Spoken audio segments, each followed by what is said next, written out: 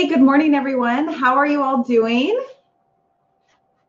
Excited to have you here this morning. And as we get started, pardon me, I want to make sure that y'all can hear me. So if you can type in that chat box on the left-hand side of your screen and let me know that my sound is working, that is very helpful. So I want to make sure y'all can hear me and that the sound is working. Perfect. Thanks, Travis. It looks like we have a couple of people still logging in. I do want to make sure that you know a couple things as we begin. First of all, this session is being recorded, so you will get a recording of the session. The second thing is this is our last training together, so we've got a lot to go through today. We are going to be going through all of the marketing side of things, and also how to attach marketing items to the to action plans. So there's a lot to go through.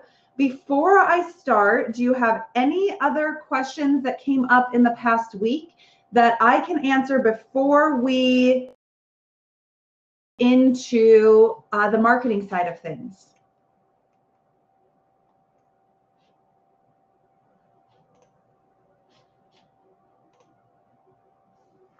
Awesome. Allison, what's your question?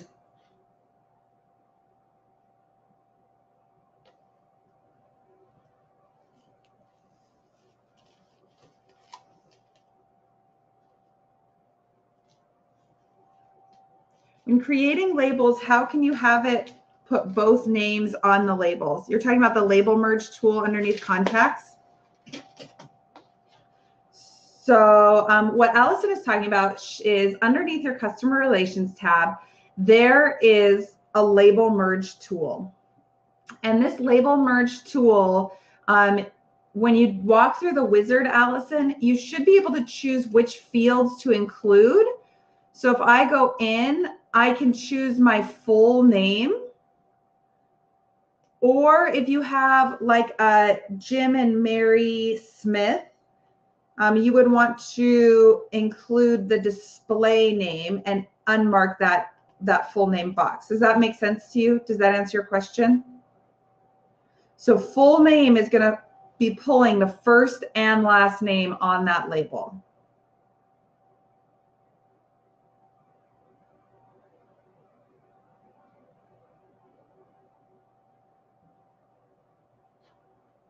And then you'll just walk through the wizard, say, hey, I want it. Right. So if you wanted to include the spouse, so then you would have to edit the contact so that it was one contact. So you'd have to go into the actual contact and your contact for that person. You would put Jim and Mary in as the first name, Smith, or you could use this display name field and you could put display name is Jim and Mary Smith. And then that would pull from this section. When you choose that field, you could use the display name instead of and uncheck that full name box. Cool. Other questions? That's exciting. That means that you got in there and you actually really worked on the system and you tried some new things and you're learning and you're embracing. That makes me very excited for everyone.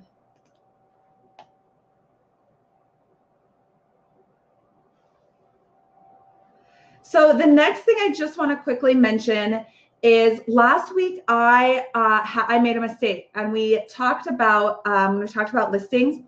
I got my wires crossed, and your company will be using the showing side of IQ Office. So using IQ Office to set up showings and use those showings. So before we jump into all the marketing side of things, I do want to make sure that you can and understand that showings tab. So we're just going to quickly look at that, and then we're going to jump into marketing. So we're back in the listings tab, racking our brain to last week. And when you open up your listing, you will see a tab that is called showing. So I'm just going to go into a residential listing here really quickly. And At the top of the screen, there is a showing request link.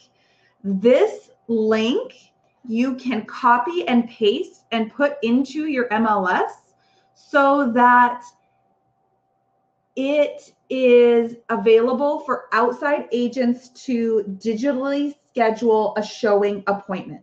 So if you want to have them be able to click on a link and schedule a showing, you access that by going into your listings, opening up your listing dashboard, selecting the listing from the list, and then there is a showing request link at the top. You share that in MLS, and when agents go to that page, outside agents, they're going to see a page that looks like this, where they're going to log into a showing request. They're going to ask, it will automatically bring up the listing that they click on from that link, and they can request a showing. The next portion is actually accessing and setting up those showing instructions. So underneath this showings tab, you'll notice that there are a couple things. The first thing that you'll see is showing requests.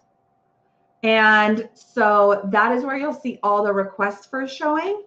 On the right-hand side, you'll see showing options. So who's confirming the appointment? Is the agent confirming the appointment? Is the seller confirming the appointment? Is either? So, hey, it's going to go to the seller or the agent. Either of them can confirm it. Is the company going to confirm the appointment? Or is it automatically approved? Automatically approved showings I would only use if the home is vacant. Then below that, you have choices on notification. Do you want the seller to be notified of this showing, yes or no? And do you want the listing agent to be notified, yes or no? If you want the seller to be notified, you need to make sure that on the details page, you've attached the seller to the listing. Everyone remember how to attach the seller from last week?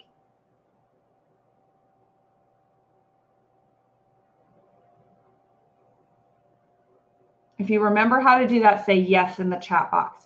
If you're nodding your head, I am low on my ability to see across thousands of miles to be able to tell. Perfect. Thanks, Curtis.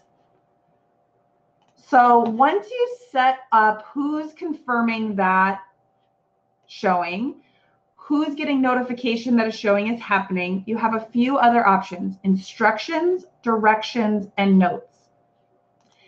Instructions are for the agent who is showing the home. So if Allison is showing my listing, what instructions do I have for her for showing my home? Things like, please wear the booties at the door, or don't let the cat in, or dog barks a lot but is friendly, please don't let him out of the cage. Please leave your business card, turn off the lights. All of those things are instructions for other agents. Instructions are given to the other agent when they get their confirmation. Directions are geographical directions on how to get to the listing. You take I-90 East, exit at 15th Street, head south, head west on Elm Street, head north on Harrison. Any notes are for you, the agent. These notes are so that you remember if you're the one confirming, or the office can also see these. So if the company is the one confirming on showing instructions, things like perhaps the seller has book clubs on Tuesday night, so there are no showings Tuesday from 4 till 8. Maybe there's 24-hour notice required. Any notes that you have for setting up those showings will go right here underneath the notes. Now, to set or request a showing, or to log a showing on your listing that is not being requested through the outside login, you can actually say, so say Curtis calls me, hey Kelsey, I want to see your listing at 123 Versailles Street on Friday at 3 o'clock. I say, great, Curtis, I have to reach out to my seller just to confirm that. instead of just writing myself another sticky note on my desk, I can actually create a showing request. I can go in and I can type that agent name. So I can go in and I can say, hey, Allison would like to show this property.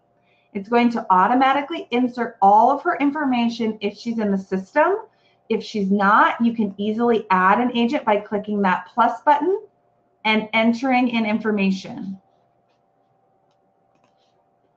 Then I'm going to go ahead and I'm going to say, all right, Allison would like to see this listing on Saturday between 3 and 4 p.m. It is a pending, because I'm confirming with my seller. It's a showing, maybe it's a preview, or if it's an appraisal, or if it's a revisit. You can choose what those are. So I can say, hey, this is a showing. Do I want a reminder to go out? Yes or no. Do I want a survey to go out? Yes or no. You do have to have created a survey in the system to have that survey populate. Once you've entered in all the details, you'll click save. And it's going to add that showing to the system. So once I close this out, underneath the showing, I can see the request, who's showing it, the status is pending. The seller didn't get a notification, the listing agent did. I can then go in and I can either confirm this, I can decline it, I can reschedule, I can cancel it, I can delete it, however you would like to, whatever you'd like to do. So I'm actually going to decline this showing. What's nice about this is you can see all of the information about your showings underneath that tab. So as this list populates and more people see it, these showings will automatically show. They also transfer over and go into your reports. So the report features, you can include that showing activity report and those showing activity graphs in the report that you auto send to your clients. So just again to quickly recap, we went to listings, we went to the for sale dashboard, we selected the listing that we wanted to set up a showing on that was our listing. So hey, it's my listing, I need to set up a showing here. And I went into the showings tab. From here, I clicked the plus new in the upper right-hand corner. I typed in the agent name, and I entered in the information about the showing and clicked save. If it's a showing that's pending after it was saved, I could go in and I can either confirm, decline, reschedule, or cancel that showing. I could also edit it if I needed to.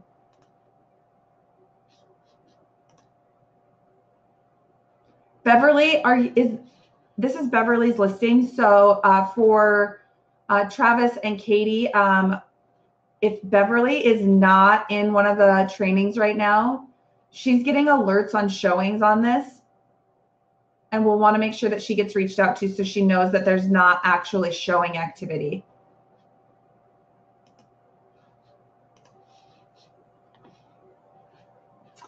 Alrighty, so jumping into the marketing side of things,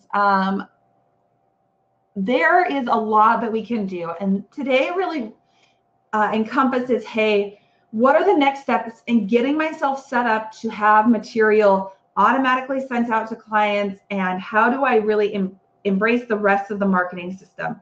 There's a lot that we're going to go over today, and it is going to be quick. Again, we are recording this session. You are going to get a copy of it. You're also going to get an email with the quick links.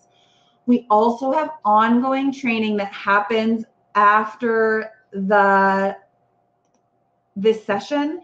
There are sessions on Monday mornings at 8 a.m. Pacific time, as well as 9:30 a.m. Pacific time. And in the email that goes out today, if you scroll to the very bottom, there's a section that says for ongoing training, click here to see what's going on. And if you click there, it will take you to that training page. So if today you still feel overwhelmed at the end of this, please don't worry. There is more training that's coming, and you can always participate in it. Without further ado, then what we're going to do is jump into this marketing section of your IQ office. So when I click on the marketing tab, I can see each section of the marketing software available. There are marketing orders, there is print marketing, there is e-marketing, there's also a section for blogging, as well as creating surveys and testimonials. So we're going to start at the top and we're going to work our way down this tab.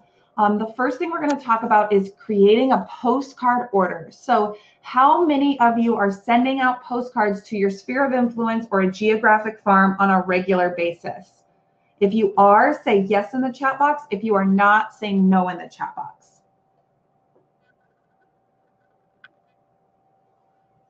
Cool. So you can use your IQ office to send out postcards either to your sphere of influence.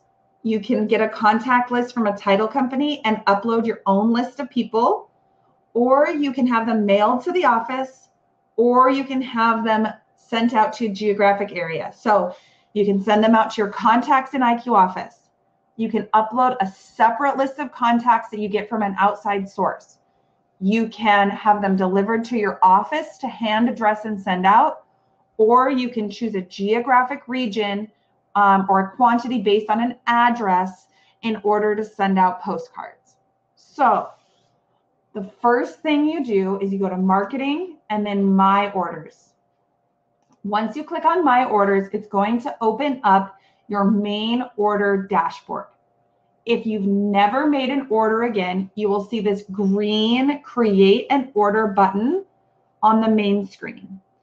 If you have created an order, it will list all of your orders here. And to create a new order, you're going to click the plus order button in the upper right-hand corner. When you do that, it's going to open up a screen that shows you what you can choose from. And there are several templates in the system for you to use. You can browse all of them, or you can break it down by category and say, hey, I want to see the agent promotion postcards, or the home value postcards, or I want to see the just sold postcards. So once you go in and you select the postcard category you'd like to see, you can easily scroll through to see all the different templates that are available within that section. So let's say I'm going to choose this buyer's neighborhood blue. When I do that, it's going to then open up the wizard where I can start to edit the information. So everything that I highlight over in all of these marketing pieces that I do, that is something that I can change. So if I don't like this photo of these 4 people, if I click on it, I can change that photo out. I also can insert a property if I would like. So there's a select property button in the upper right-hand corner where you can click on select property, and then you can either search by using the MLS up here, or I can scroll through the listings down below and choose a listing to use. So if I can say, hey, I want to use this 18165 Eucalyptus Street, and now it's going to automatically insert the photos from that listing. So give it a quick sec while it uploads those, and then it works. So I can see now it's inserted that photo of the property. I can also see that it's inserted some photos down here. If I don't like the photos down here that it's chosen, like I can say, hey, that's great, but I've got 3 pictures of the driveway and I've got a main photo here. I can change it out. Don't worry. I'm going to click on the photo. I can go into the property images and I can select a different photo. So it's pulling those photos from the MLS. I can say, hey, I would like to show the backyard in one photo. It will show the crop area that will fit the best. I can say, all right, I'd like to choose maybe an image of the kitchen. People are always into what the kitchen looks like on that.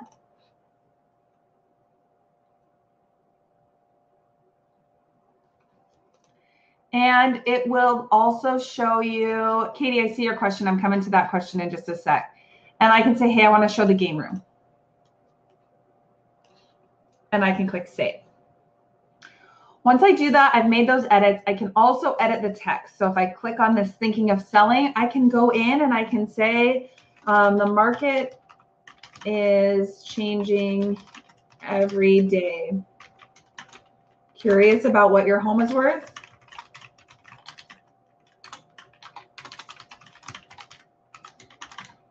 Call or visit my website today.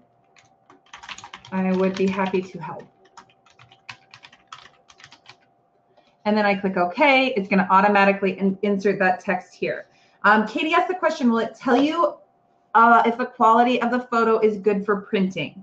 You are going to get a proof of this postcard in your inbox. And you need to look at the quality of the images in that proof. We are pulling the photos directly.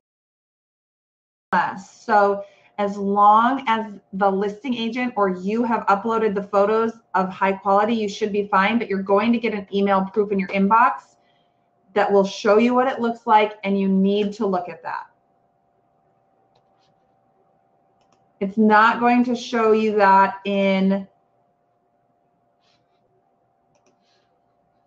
just here and say, hey, this is not a high enough resolution photo. You're going to look at that in the proof. Does that answer your question, Katie?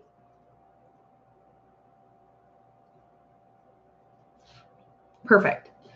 The other thing you should know is these postcards are, I believe, 5x7 postcards.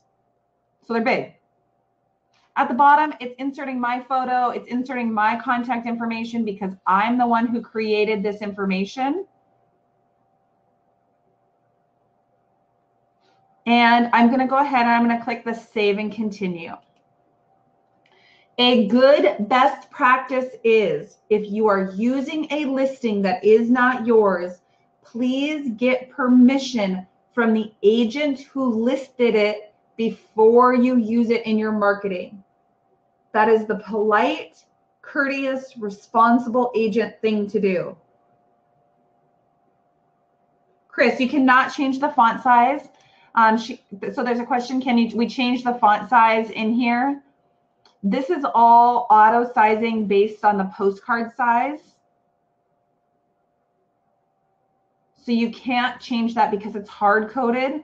So hey, what if I want to make this bigger or smaller? This is all hard coded to edit that space. What you can do is if you said, hey, I don't want this wow to be here, you want it to say it's time. And it's gonna limit your characters based on the space available. To think about selling.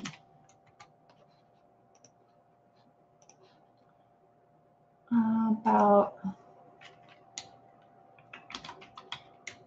a good rule of thumb is if it doesn't wrap your text right, you can use $BR and it will enter in a break so that it breaks that into 2 pages. And then I can click save and continue. The next page that you have is going to be where you decide what and who you're sending this to. So the first group of people you can choose to send it to are contact types. So if you want to send this to your 2019 buyers, you can do that. If you want to send it to your traveling nurse group or your referral agents or your friends and family, you can choose your contact type.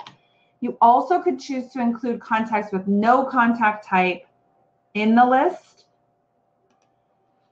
The option right below that, there's a button right here that says upload contact file. So if you've received a list, either from a title company or you've purchased a list online of addresses that you want to target, or if you're using like the Coldwell Banker seller leads and you have a file from that you would like to target, you can upload the contact file here. You click upload file, you would add that file in, and we're going to mail merge that onto the account. You're going to also get a proof to make sure that that's correct. You can also have them mailed to the office. So I can say, hey, 250 of these mailed to the office. I'm going to handwrite the addresses in. That is what I would like to have done. You also can say, hey, I want to target. So if I've selected an address, in this last screen, I selected this property of 18165 Eucalyptus Street. It's going to automatically insert that address here for you, and you can target based on that address a certain number of homes. So I can say, hey, I want to target the closest 150 homes. Now, a question came up in a webinar I did a couple days ago. Is this a radius search? So it's drawing a circle and it's including all the homes within the circle, or is it going down the street from the listing? It's going down the street from the listing. So it's going down the street in both ways in a radius form. So it's picking the 150 closest homes to that address, or the closest 200 homes to that address. Does that piece make sense?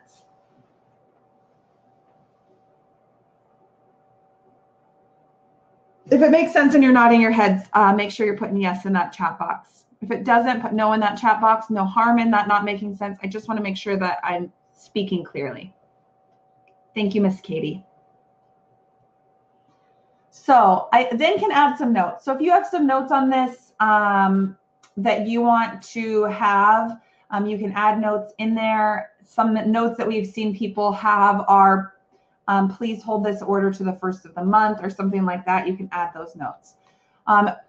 Do note that there's a minimum. So your minimum order for any of these is 100. So I'm going to order a minimum of 100 to each of these. The pricing is listed next to the card. So if you're having them mailed to the office, they're 40 cents each. If you're having them mailed out, they're 65 cents each. Once I do that, I can click save and continue. I'm going to see a nice review of my order summary. Okay, I've got 250 coming to the office. The total for that is 100. I don't have any going to my contacts. The total for that is 0. I've got 150 going out to a targeted list, and the total for that is $97.50. My total order is $197.50. And the next screen I'm going to go to is going to be my payment screen. So within that payment screen, I'm going to put in my credit card information. On your credit card, it's going to show back at you. So we have recently merged with a media company called Back at You. So you're going to see your credit card statement. It's going to say Back at You. You can also choose to pay later. So I can say, hey, I want to pay later. I need to think about that $197. It is going to sit in your order as pending and payment pending. And the approval process will not start until you pay for your order. Once you pay for your order, you'll get a proof into your inbox. You're going to need to go in, look at that proof, either approve or edit your order. We go back and forth with you. You can make as many edits as you need to until you feel that it's correct. And then once you do that and say it's approved, it goes into printing. Once you've approved your order, it takes 48 hours for us to get that order printed and delivered to the post office. And it typically takes the post office 5 to 7 business days to process the bulk mailing. So you are looking at between 7 and 10 business days until your postcard is delivered. You will know it is delivered because you will be getting email updates of what's going on.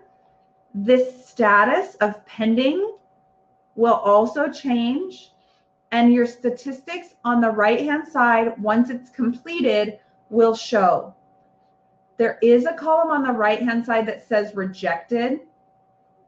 If there are items in this rejected box, it means that you had a address in your contact list that was incorrect.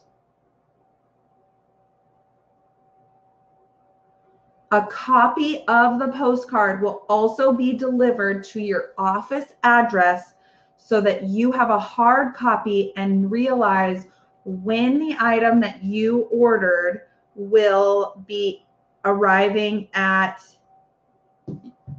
your clients' houses. So again, to get there, we went to marketing, my orders, and then we started a new order by clicking the plus new order in the upper right-hand corner. Any questions?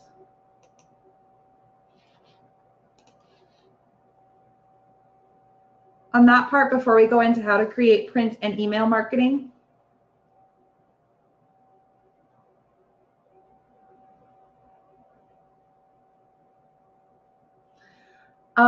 Chris, can you upload an entire graphic? You mean like your own image?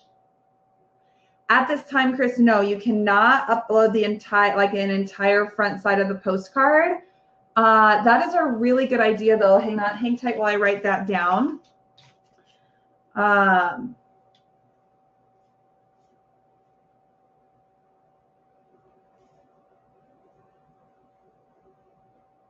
And I will see what we can do. I think that's a really, really good idea. So Chris's question was, can you upload an entire front of the postcard? At this time, there's not a template that allows for that. They all have some kind of text on the front, but I don't know why we couldn't do that. So let me talk to our design team and see if that's an option that we could add.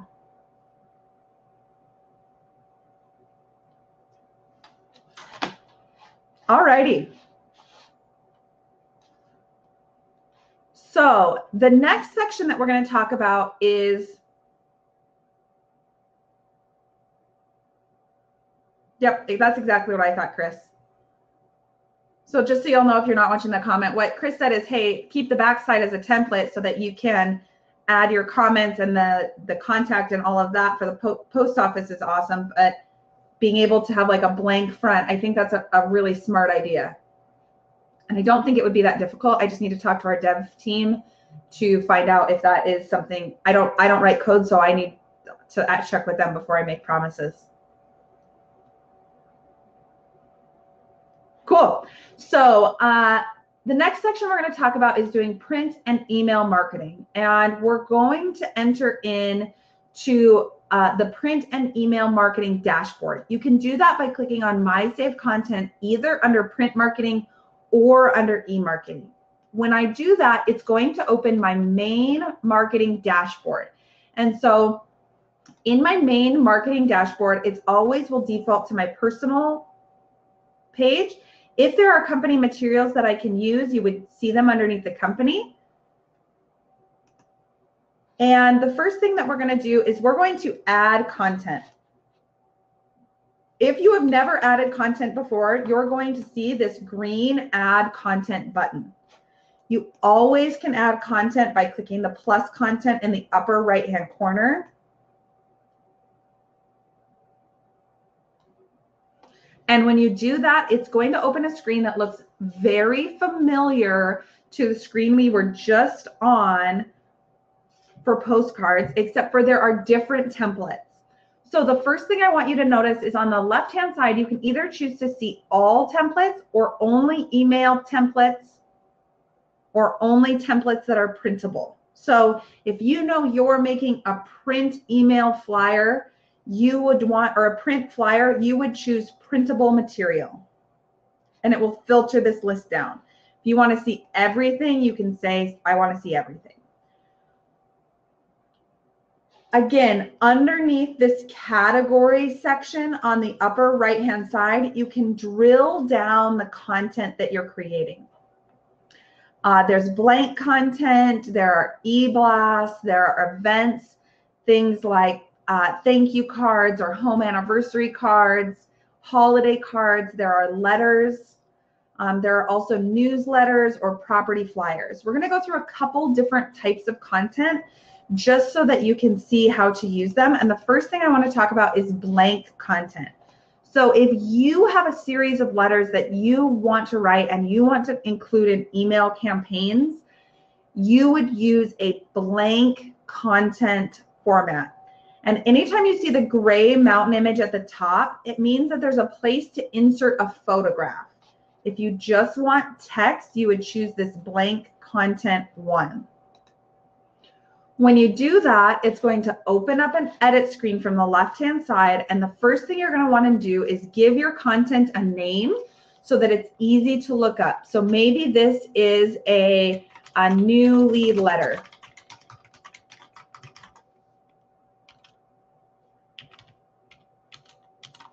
I can also then create a category that maybe is my lead letter category. The goal of creating your material is this. You're creating your content first.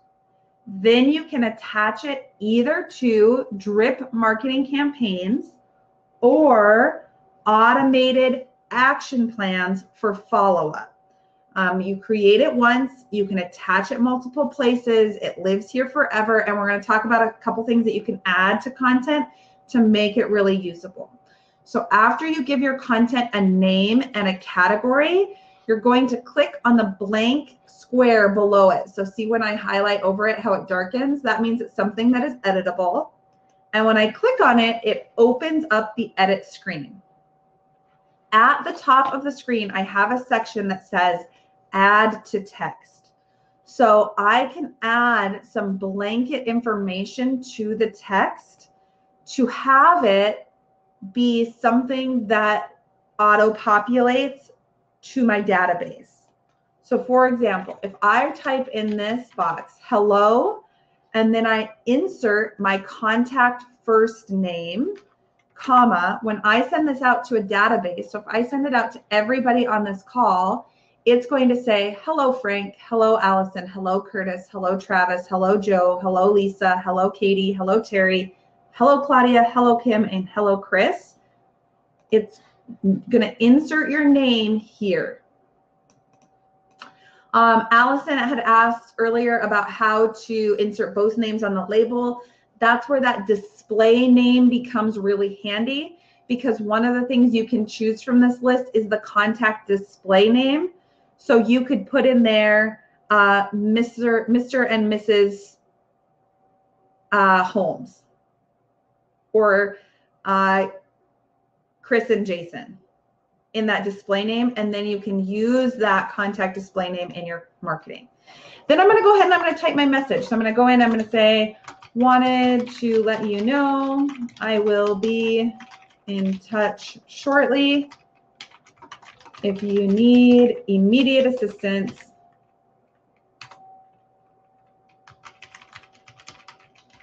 please call or text me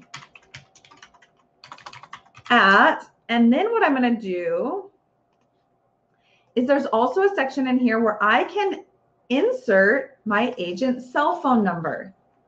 What's nice about having these auto inserts, especially for your contact information, is it's pulling from your profile. So if you update your cell phone number, or you update your email signature, or you update your email address, instead of having to go back through and touch every piece of marketing content that you've ever created, you only have to update it in one place, and it will automatically pull through to all of your content. Again, at the end of this, I'm going to go through, I'm going to choose from the list my agent email signature. I'm going to select that, and then I'm going to click OK. Now I can see a preview of this letter here. At the top, I can save and get the HTML code. I can save and print it. I can save and email it, or I can just save that content. So when I click save, it's going to automatically save it. I can then see my lead letter here underneath the content that I've saved, new lead letter 2019, and I can go in, I can email, print it, or edit it from here. Any questions so far?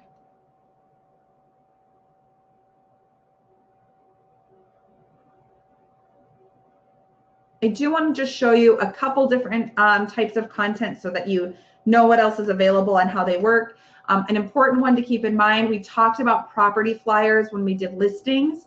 If you are not a listing agent and you need to make something like an open house flyer for a listing that you're sitting open, or you would like to create a flyer, maybe you're working with an agent who does have a heavy listing base and they're letting you use their listings to market out, you can go in and you could say, hey, I'm going to do a just reduced e-blast. I'm going to choose the template of the e-blast that I would like. I'm going to choose this just reduced e-blast blue.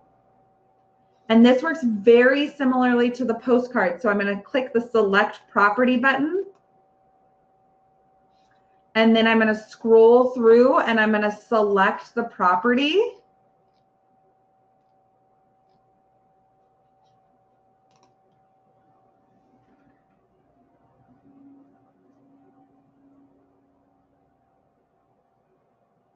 And it's automatically going to insert all of the information about the property, the address, the square footage, the bathrooms, the photos. Here's the information. Get your free home evaluation. Here's my information. It's got the disclaimer on it. And then I can save.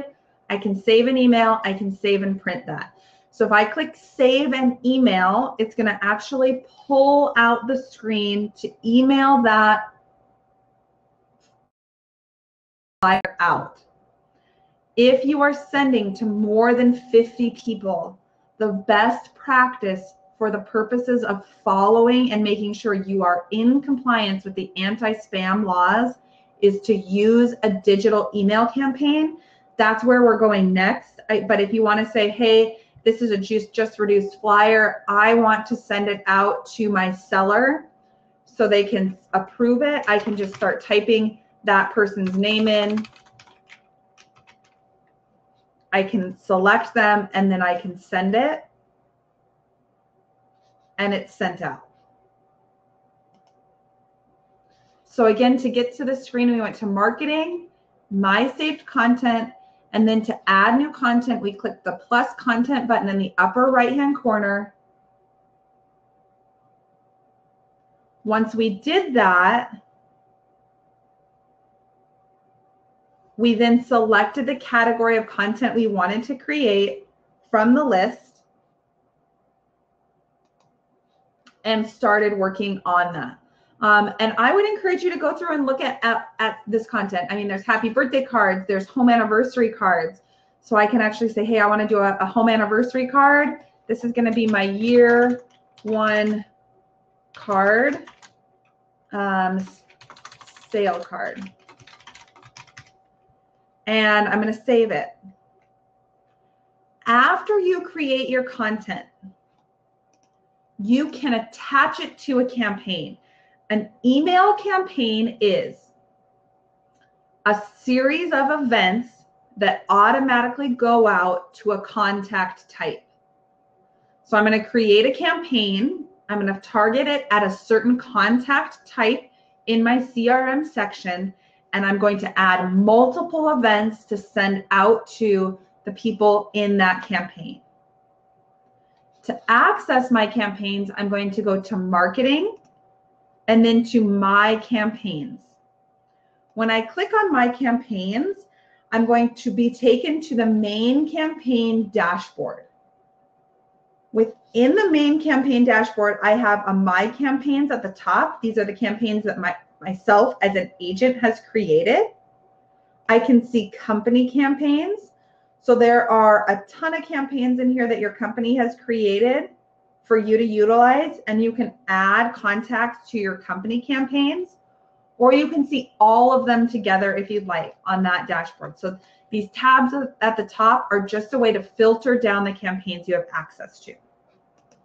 If you have no desire to create your own content and you only want to use company campaigns, you're going to go into the company campaigns, and then you can say, hey, I would like to look at this automated plans for new leads campaign. If you click on it, you'll be able to see all of the events And if you go to the Actions tab, you'll be able to preview the event of what's going to go out. Because it is a company campaign, you cannot edit the content. To add a recipient to a company campaign, you're just going to go into that campaign. Okay, I'm going to say, hey, I want to do the CB Home Education campaign. I'm going to click plus recipients in the upper right-hand corner. And then I'm going to choose from my contact types or from my individual contact list. It is best practice to organize your contacts into contact types so that you can easily add a bulk group to a campaign. So I could go in and I could say, hey, this needs to be my 2019 buyers. They all need to be added to that campaign. Can they copy and edit that for their own? So yes, so if you want to copy and edit this content for your own, you could. You would have to go in and actually copy this and then create your own marketing material and that side of it. Once you add a contact type to a campaign, if you add another customer underneath your customer relation tab to that contact type, the system is going to automatically prompt you and ask you if you would like to add them to that campaign. If you're not looking in the chat box right now, what Chris has said is that she recommends at least these contact types: prospective buyers, prospective sellers, sphere of influence, and current clients. I'm going to add one to that. The other one you should add to that is referral agents. Agents that you've worked with, agents that you've connected with at convention that you need to reach out to on a regular basis so they remember who you are and where you are. That's important. Okay. So again, if you're not going to create your own content, you're not going to create your own campaigns, you only want to use company campaigns. Marketing, My Campaigns, go to the Company Campaigns tab, locate the campaign you'd like to add people to, and click plus recipients in the upper right-hand corner. Add your recipients by contact type. If you are jazzed about making your own content and your own campaigns that fit you and your own business, awesome. This next step is for you. You're going to go into Marketing, My Campaigns, and then you're going to go tab to create a new campaign. You can click the green Create Your First Campaign button here, or you can go to the plus campaign button in the upper right-hand corner.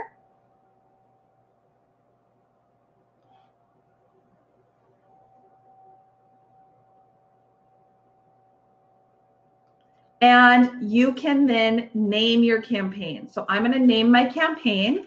I'm going to call this my prospective buyer campaign, right?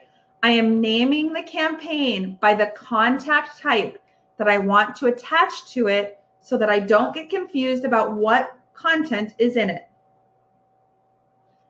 Then underneath content type, I'm going to go to my content because I've already created my letters. I've already created my content that I want to attach.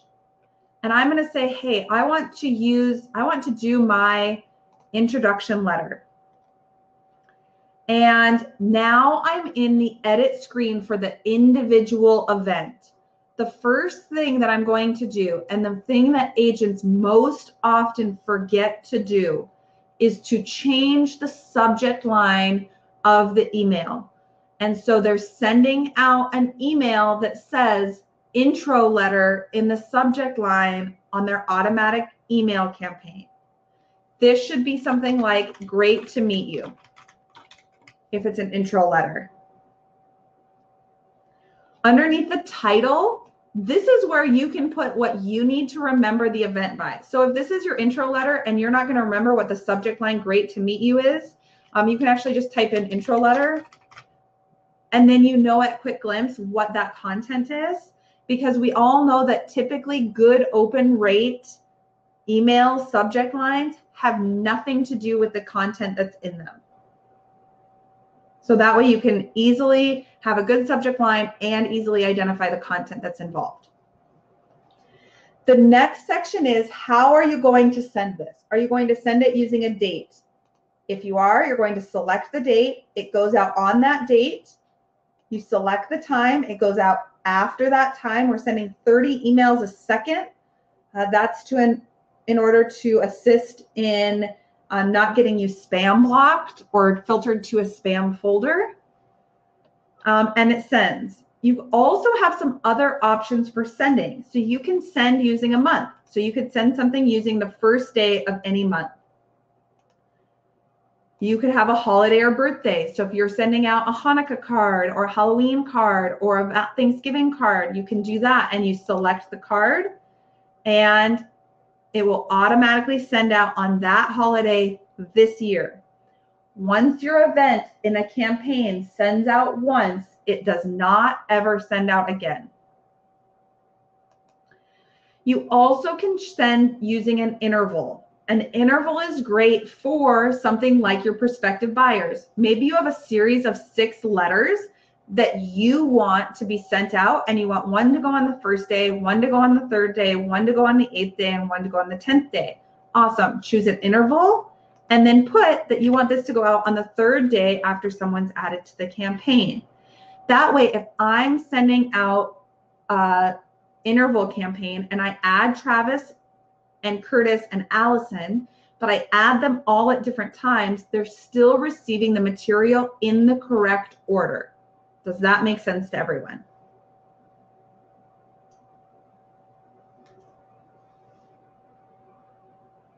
If you're nodding your heads, go ahead and type yes in the chat box so I know. Perfect. Thanks, Curtis.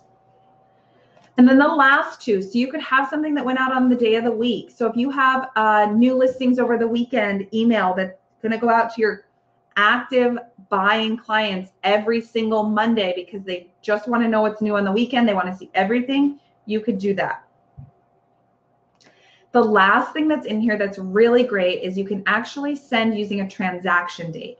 So you put transaction date and then you choose when to send after. 1 day, 2 days, 20 days, 9 months, 4 months, 1 year, 2 years, 5 years, 3 years. How much time do you want to pass after a close to have that send out?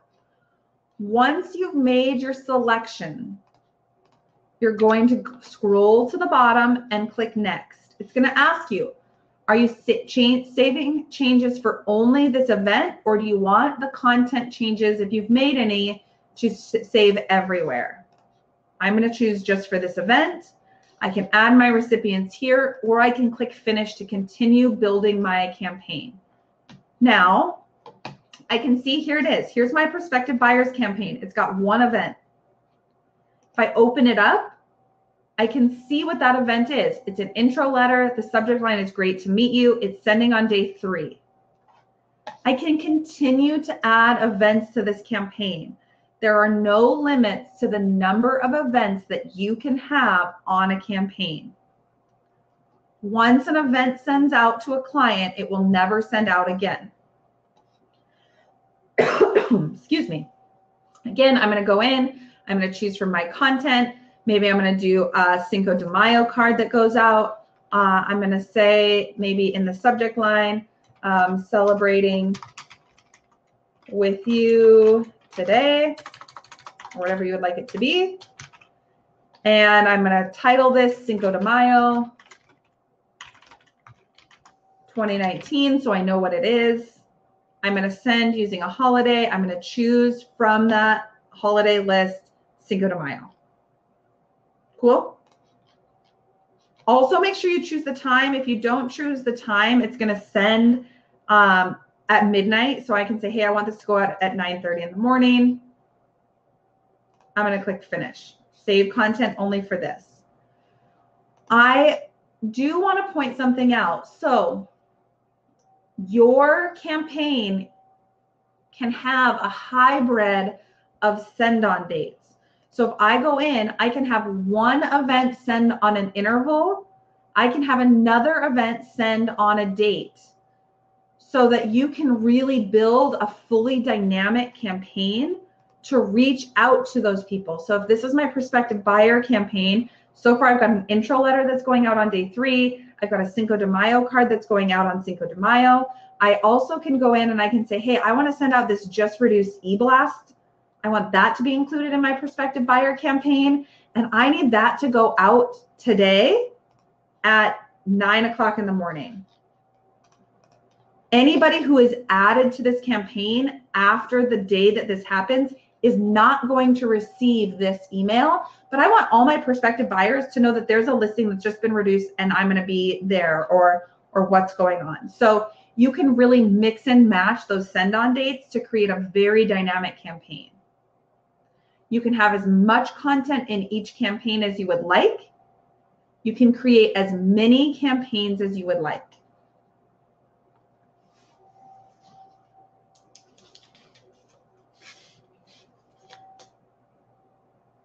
So Chris is putting some ideas in the chat box. She's going to be creating campaigns for post closings. So a series of campaigns that reach out to your clients after close, and Monday new listing campaigns. The other one that could probably go in there, Chris, that's a pretty cool one, is an open house campaign that could go out on Fridays, and you could add all your company open houses. I can talk to Katie about that.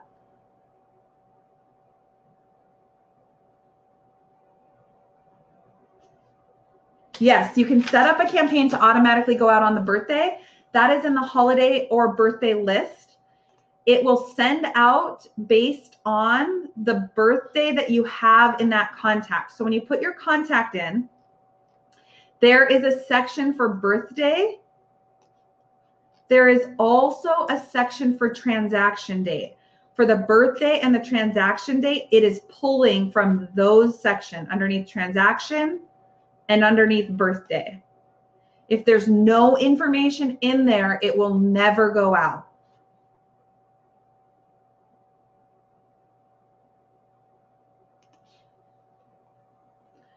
Alrighty, so there's one section of this that I also want to point out. You're going to get more information in the email that you get today about it, because there's also a full action plan section underneath tools and preferences, my action plans.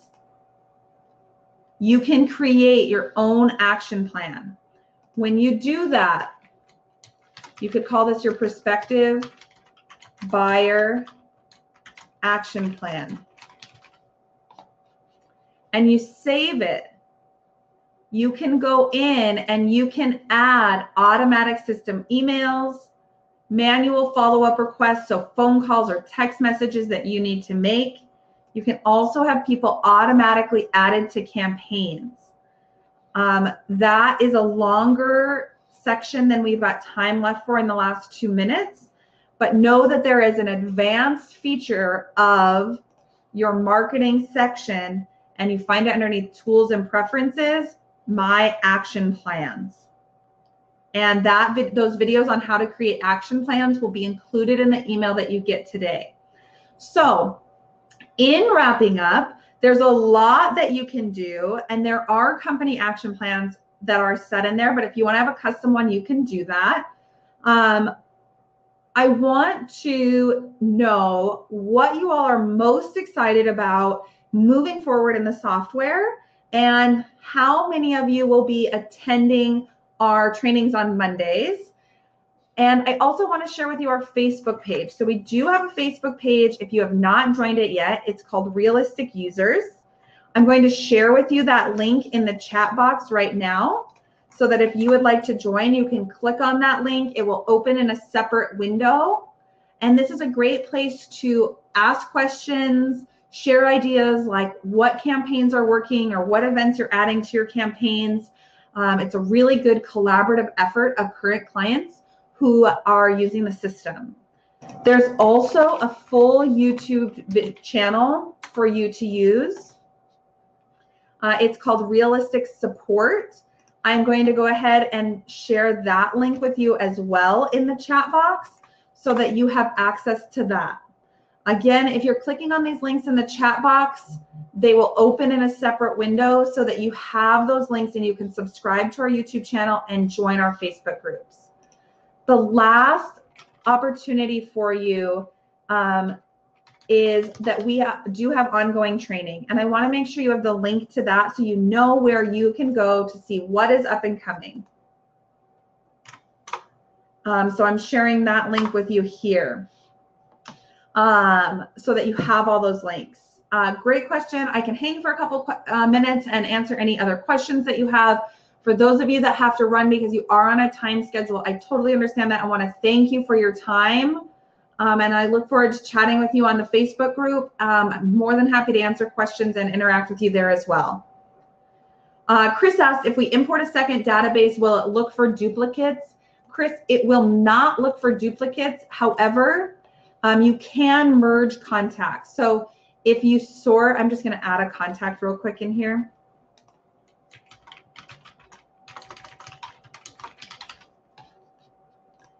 Once you have a contact in here, you can sort by name and you can find those duplicates. And then there is a merge tool here. So you can click merge. You would check the other agent and then it would merge that. So you can merge them, but it doesn't search for duplicate contacts.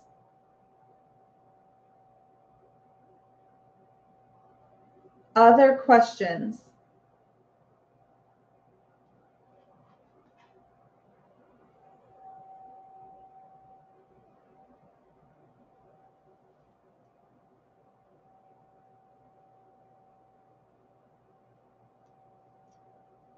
All righty.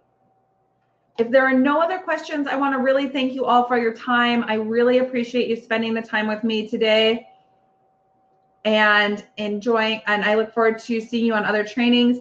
Yes, Chris, if you're using an email marketing campaign, clients can opt out. And that's the reason if you're sending over 50 clients, that it is best practice to use an email drip campaign rather than just a blast email.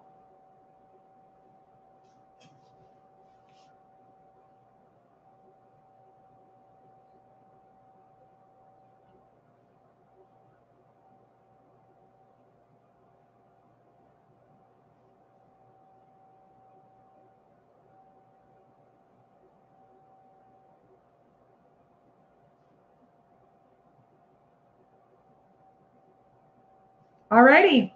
If there are no other questions, have a great day and we will talk to y'all soon.